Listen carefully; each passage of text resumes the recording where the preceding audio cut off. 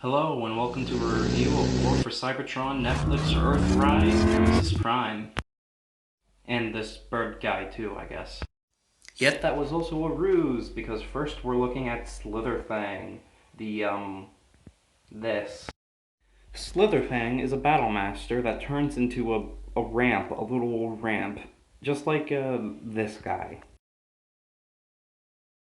These can connect together and also to Titan sets and leader class figures and all the other kind of things in this line, so that doesn't need cross compatibility.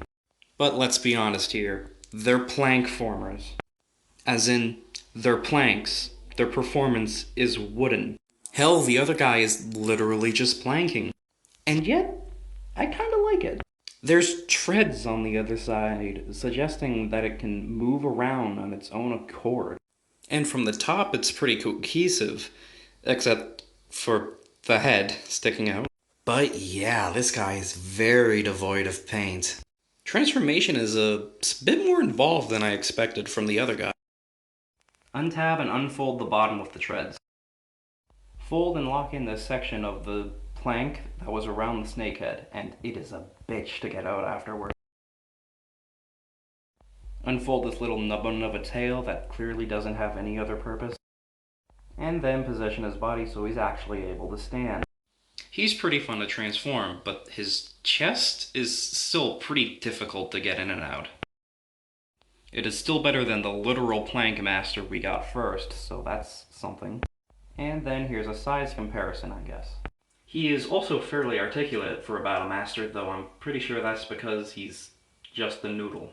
He can droop his snake snoot, hinge at the body, rotate at the waist. There is a hinge below there, but this guy is so top heavy that you pretty much never want to move it except for his highest position, so it's pretty much useless. The tail peg is also on that transformation joint, and that's a fair amount of movement for a snake, but he's not going to be in many poses because it's not like there's much a snake can do. Being top heavy also makes him fairly difficult to animate with. Here's my best attempt, though. Yeah, that was garbage. Just like me. Iconic poses he can pull off is the goddammit it fell over. Seriously, it fell over again. And the yeah, this is the only pose you can really have him in. But wait, there's more, because there's this sword guy. Yup, that's a sword. Transformation is even more basic than Slitherfang. I mean, do I even have to say anything at this point? Well, that's some kind of bird, I guess. Jokes aside, the bird head is actually pretty decent. The little machine guns on the wings are a really nice touch. And that's literally all the detail you can see because that part was flipped over. It's not much. Even still, I like to imagine this as a little Laserbeak-like companion for Nemesis Prime. I need you to make a special run to the corner store and pick me up a bag of Doritos. Sure, man. What flavor? Mountain Dew Gamer Fuel flavor. But why? Because we're evil. Oh, yeah, right. I'll go then. And now an awkward transition to the trailer. Don't worry, it doesn't actually fall down like that. It's actually stiff enough that I could animate it doing that, so it's fine. I still really don't like this trailer as much as I hated it on the Earthrise one, though. I do find this one to be mildly better, and I should run through the positive points first. Such as, the wheels are pretty nicely painted, and yes, they are still reused from the Studio Series figure. I don't get why that's a problem, because it's an Earth trailer. Wouldn't it have wheels from an Earth vehicle? It has an articulating kickstand. The underside has nice structural detailing, as well as the sides, and my god, the stripe looks so much better on this than the bland gray Earthrise trailer. Like, there is just no competition. This pops out just so much more. And now the fun stuff. As you can see here, there's something very obviously missing from the G1 trailer. The wheel structure has a giant gap in it that they couldn't even fill in with one single panel. And the shield accessory still ruins the look of the back here, but less so since it's in detail-eating black plastic. Like, it's not even that good looking of a shield. Legitimately, would anyone have objected to the trailer doors being one part, also being the ramp, and also doing this? Just having just the trailer door detail on it? Would anyone at all have objected to that? Because it's so stupid. Speaking of the ramp, it is still way too steep to allow anything to roll up inside, realistically. But now you can connect Slitherfang to it? I guess that helps a little bit. Let's get base mode over with quick. This is a sucky base mode. There's nothing keeping the sides upright, so they will more often than not just flop down. And there's nothing basey in here. Like, what is a figure supposed to do when placed inside here, besides just standing there? But hey, a base that's barely a base and a figure that's barely a figure, they match perfectly. And you still have all this unpainted detail that just looks like random nothing. I know it's G1 trailer accurate, and if you have Gundam markers, then you can paint it in yourself, but that doesn't make it look like anything. It's just random greebling. Oh, and then this stupid little thing comes out, and I guess it's his own guy? Like, is this supposed to be Roller or something? Pair him with Bird Guy and Slitherfang, and you got 4 characters in a single box. That's actually kind of neat. And I guess Slitherfang acts as a pseudo-roller, so that could work. So yeah, the trailer's bad, but I still find it mildly better than the Earthrise one, because it's colored different, which is hilarious. Otherwise, yeah, they're big boxes. And seriously, has no one at Hasbro ever driven behind a trailer before? And if they have, and it looked like this, then I don't think that was actually a real trailer you were looking at. But due to things I'll get to later, I do find this trailer to be more acceptable for the Leader class price. And now, the meat and potatoes, like 7 minutes in. Yes, Nemesis Prime can indeed tow the trailer, and hopefully from this image you can see that Prime himself is a charcoalish black, where the trailer is more of a pure black, which is actually pretty good because the black on the trailer eats up detail and the charcoal actually allows it to shine. But yeah, where the trailer pegs in is still way too far forward on the cab. Just like it was on the Earthrise version, even though it had the ability to remold where the trailer hitch was, and it didn't have to be that high. I don't want to say it, but to the figure's credit, there is an indent that is closer to where the trailer should peg in, and oh god, that was so painful to say. But hey, not like I blame it, it's not a trailer hitch. It's the port where the weapon goes! Because if we don't mention it, someone's gonna get upset. Now let's bring in the original, but yet I've custom painted it version of Siege Prime. Basically, what I've done to this is I've painted the second grille, I've painted the first grille all blue, a solid blue, and I've also painted it in silver stripes. I also painted this like 2 years ago, so I actually ended up accurately predicting how the stripes would be on this figure. That's kind of funny. However, it seems like the cost of having stripes was the paint on the gas tanks, which is a weird trade-off. On top of that, the paint on the wheels has been changed to be completely circular rather than how the Siege had them. So I guess they're trying to look more like Earth wheels, but this is still not an Earth truck. Though from a distance, yeah, that does line up more with what the trailer has. And aside from the gas tanks, I don't really think anything is missing.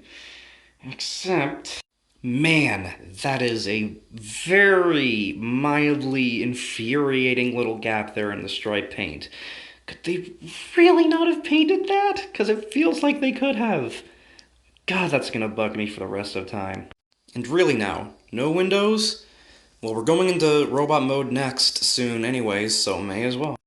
So much better than just the plain plastic there. Now, vehicle mode accessories. You got the trailer, Slitherfang, Bird Dude, and no, I refuse to look his name up because I want to get this video done. These extra weapons. 3 Energon cubes, a fiercely underrated thing for a Transformer to come with. And a blast effect. Wow, that's actually a lot. I can see why this thing is a leader class. This actually feels pretty good for the value. And this is where the greatest function for the trailer comes in. Peg in the gun, 1 sword, 2 sword, red sword, blue sword, and then throw caution to the wind and shove everything in there, and yes, everything fits. And now Nemesis Prime can tow around his weapons of mass destruction with him, and that gives the trailer an actual function for the toy. And my god, does it improve my opinion on it so much. There's actually something to put in there this time. And if you still hate the thing, it just makes a neat container to lay off to the side to keep the extra bits in. Man, the gas tanks are still bothering me though. Anyways, size comparisons. Here is another Nemesis Prime, and supposedly the better version of this mold. Wait, really? It's smaller though. Like, I can't exactly believe that that's the Earth mode for this thing. Where did all of that mass go? And the legs are so much more cohesively hidden on the older one anyways. Exactly how is this an improvement? Yeah, there's no attempt to hide the legs on Earthrise Prime. It just looks like him sitting down, because it is. Especially considering that gas tanks never stay out. Speaking of, yeah, this figure is more believable as the Earth mode to this design. It feels like it has more of the mass, is what I'm saying. You've seen people transform this a million times, so just straight to robot mode here. Yeah, this design still looks freaking great. There is high levels of sculpted detail and pretty good paintwork. Though only one part of his forearm rank symbol things is painted. I mean, on Siege Prime it was completely unpainted there, but... The vents in the shins are actually separately molded parts, which is freaking awesome. Yet despite being an alien truck, it still has that secondary grille thing. Chest windows even have a silver lining, just like Earthrise Optimus Prime, which is a nice touch. There's also nice detail molded into the armor. I mean, look at the parts on the back of the shins. They're completely unnecessary parts because you rarely ever look at the figure from this angle, yet they put it in there and there's detail on it. It's not even like it looked that bad without it. But hey, it also helps peg the leg together, so I'm not gonna argue that it's there because it's awesome. And yet, one of people's biggest complaints about this mold is the kibble, and like, it's a transformer. They have vehicle parts on them. That's the point. And it's not even like what this figure has is even all that bad. This design looks completely fine with arm guards. They're very well integrated even before. And they're appropriate for Optimus. They're unintrusive, and they give him a slightly more heroic silhouette. I don't see the bad in there. And these parts from the fenders? Come on, that's not a problem. Hell yeah, flip out miniguns. That way when he's disarmed, he can still keep kicking ass. Kind of reminds me of another black-colored Optimus figure, Though if flip-out guns are not your style, then I have one more idea that I think will be a lot cooler. Roar! Jump! You hurt me, Grimlock Nose. Oh, sorry, buddy. Didn't mean to. Plate on the back got you down? No issue there. With this thing called creative thinking and imagination, that's a jetpack. And it doesn't even look bad as one, because the headlights down there are completely convincing as thrusters. Articulation time. Ball joint head. Shoulder rotation. Shoulder flaps move. Arm moves out. Bicep swivel. Elbow bend and wrist rotation. Waist rotation.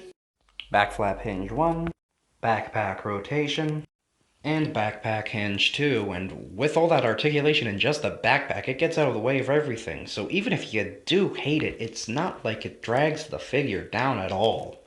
Hips go out, and damn, my arm is hairy. 2 thigh swivels. Crazy deep knee bend. It doesn't need to do this for the transformation. This is just the range that they gave us.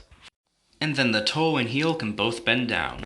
So yeah, this thing can articulate to a crazy extent, but without accessories, that articulation is useless. Trailer, one shield, one double-barreled gun, one sword, one gun and one lump, bird sword, double-barrel blaster 2, electric boogaloo, another shield, cause why not, some energon cubes, and a boom boom effect. Holy crap, that's the most accessories I've ever seen on a figure. Makes sense for leader class price. It fills it out nicely beyond just the figure itself. This is really worth your money. I can't stress that enough. You can get poses like pointing and shooting with a lump on your arm, that pose. Hold up, Mara. I need to do like one more side quest before I can go wash the dishes. Do it. Do it, do it, do it! Double barrel blasting. Double barrel. Oh, thank God, that has to be all the guns. Oh, the Matrix Chamber and so many guns. And everything slapped on him all at once. Shitty looking medical bay get you down? Grab yourself a Slitherfang included in the box, slap it right into one of the 8 available bags, and then insert your respective Optimus Prime figure. Maybe throw in some energon and make him look like he's being fueled up while being patched up and waiting for a pilot, and holy shit, this is so much better. And they only included one thing to do this. That's how little they needed to do to improve the Earthrise trailer, and they still didn't do that. Look at your Prime. Now look at me. Now back at your Prime. Now back to me. I am not your Prime. I don't have a shitty trailer. Yeah, there is no comparison here. Oh, by the way, in this mode you can also totally fit all the weapons on. Turns out the way to make the trailer good was to actually allow it to do stuff, Hasbro. Well, everything fits except for these. But hey, if you own literally any Siege figure, then you can probably find a home for the blast effect. And I'm sure Custom Soundwave and his not-so-custom minions wouldn't mind having some extra energon around so that they don't have to do all the heavy lifting all the time. Or you can recreate that time where Frank Welker came into the recording studio drunk and they recorded him and they just animated that. Oh, those were the good old days, back on Cybertron, where we didn't have to slunk around in these ugly-ass disguises. Poor language! However, I can't go singing the praises of this thing the whole entire time now, can I? Yeah, this is a repaint of Siege Optimus, not Earthrise Optimus, and that already is a problem for a lot of people because Siege already technically got a Nemesis Prime repaint. And while I'm glad because I find this mold infinitely more enjoyable than Earthrise Optimus, a lot of people do like it, and it's not the figure that they wanted it to be. I mean, that's hardly an objective issue, but it's still one that people have. And then there's also the fact that this is an exclusive, but yet at the same time, this is still cheaper to get than the Siege Prime repaint because it was a Takara Mall exclusive in Japan. Just importing it is more than this figure costs. It also doesn't come with the Siege Prime axe, and I mean, the reason for that is pretty frickin' obvious, but even then, including it just to have it for having its sake still would have been better than not, I guess. I don't know, it feels like there's enough to replace it anyways, and then some. Again, the forearm things aren't entirely painted, neither is the second grille. But since I'm a painter, I really had to stretch nitpick those. This, though, is garbage! Why is half the top of the torso molded in gray? It wasn't like that on the Siege version, why is it like that here? And since the main color is this charcoal gray, that's not an easy color to paint match, so it's not even like I could fix that. Again though, that is like the one singular thing I can say that I don't like about this figure, because I like everything else. I've littered the robot mode section with plenty of size comparisons between other figures that I think most people would probably have, but I do have one more. So we have Decepticon Optimus Prime. How's about Autobot Megatron? So yeah, this thing's a bit of a pain to get, being an exclusive. Some online retail stores may have it, and it should be at Walmart's, even up to this point. But with scalpers and the current thing going on in the world, it's probably not that easy to get. But I'd say for just $10 over a liter, you get 2 Battle Masters, a bunch of extra weapons on top of a Voyager, and a trailer that's supposedly worth $30 because it was also packed with a Voyager, and that Prime was indeed a Voyager because it was also sold as a Voyager in multiple instances. So this is super worth your money, guys.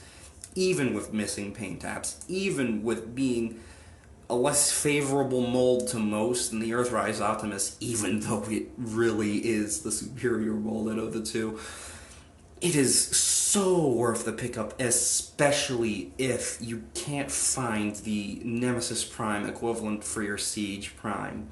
It works so well even beyond that, and it's still cheaper, and you still get more. There's really not much I can say except the ever so annoying part about that back. But as with all the good things about it, I can't help but overlook it. It's not like Earthrise Optimus where there's a lot of things that bother me with that, and it overshadows the good it does. Because trust me, that figure does do good, and I can recognize it, but it's also pretty shitty. So, yeah, I have to say it. Get this figure. Don't miss out. I've been Nexus 8846 Productions, and until next time, roll out.